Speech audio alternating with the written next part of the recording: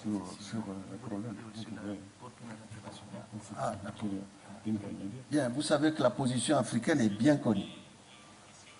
Premièrement, nous sommes pour la lutte contre l'impunité.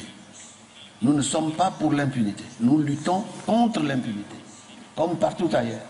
C'est clair.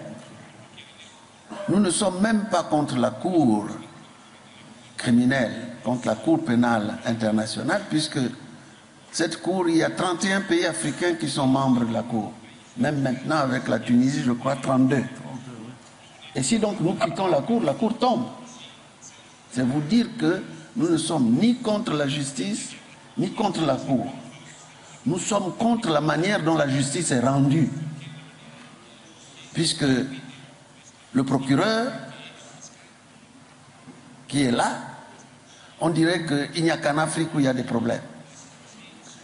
Il ne condamne que des Africains. Il ne juge que des Africains. Est-ce que ça veut dire que rien ne se passe ailleurs dans le monde? Est-ce que ça veut dire qu'au Pakistan, en Afghanistan, à Gaza, en Tchétchénie, il n'y a rien? Il n'y a qu'en Afrique où il y a des problèmes? Pourquoi il n'y a personne d'autre de juger que des Africains? C'est la question que l'on se pose. Il y a eu des problèmes en Sri Lanka. Il n'a pu rien faire. Il n'a même pas osé. Il y a eu des problèmes à Gaza, comme vous le savez. Il n'a plus rien fait. Il y a même les situations, comme l'a rappelé le président, les situations qui se passent en Irak, où sur la base d'un mensonge, on est arrivé en Irak et il y a eu, je crois, 1,5 million de morts. C'est rien. Rien ne se passe.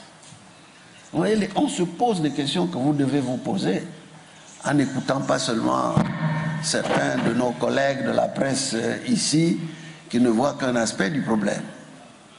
Permettez-moi de vous dire que je me suis rendu aux États-Unis. Et là-bas, tout le monde, les Américains, me demandaient pourquoi vous ne respectez pas la Cour internationale de justice. J'ai dit, venant de vous, Américains, vous avez refusé de faire partie de la Cour criminelle internationale. Vous avez dit, nous, Américains, on est au-dessus de la loi internationale. Et vous avez même dit, aucun Américain ne doit être jugé en dehors du territoire américain. C'est clair. Si donc moi j'ai dit un jour, aucun Africain ne doit être jugé en dehors du territoire africain, est-ce que j'ai dit quelque chose qui est différent de ce que vous dites? Pourquoi, au lieu d'encourager le gouvernement américain à être membre de la Cour internationale de justice, vous êtes en train de nous dire, nous ne respectons pas la Cour internationale de justice? Je crois qu'il faut vous poser toutes ces questions pour que nos camarades qui sont là, qui ne sont pas méchants, mais qui ne voient qu'un aspect de ce qu'il se passe, qui regardent l'Afrique avec des lunettes, comprennent qu'il y a des problèmes. Je voudrais vous rappeler, messieurs, qu'il y a 3 tribunaux internationaux qui ont été créés avant la Cour pénale internationale.